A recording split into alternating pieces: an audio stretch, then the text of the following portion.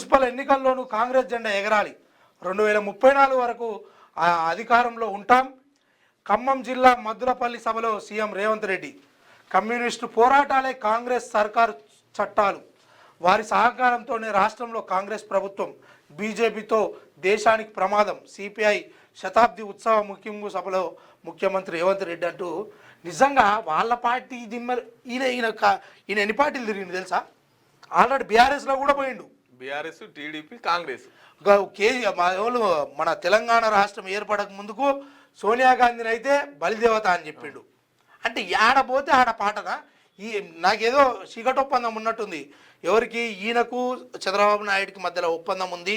ఆ ఒప్పందంలో భాగంగా రేపు పొద్దుగాల మా కాంగ్రెస్ పార్టీకే తెలంగాణలో మీ టీడీపీ పార్టీ ఆన్నో 5-10 ఓట్లుంటే అవి మాకే పడాలని చెప్పేసి అంతటి ప్రయత్నం చేస్తుండంటే ఇది జనాలు గమనించుకుంటూ ఊకుంటారా? ఆ రకంగా ఏంది ఇది? ఇట్లా ముఖ్యమంత్రి స్థాయిలో ఉన్నటోడు దిమ్మలు కూలగొట్టాలంటే మరి పోలీసు వాళ్ళు అంతా ఏం చేస్తున్నట్టు? అదే మరి కేసు పెట్టాలి కదా.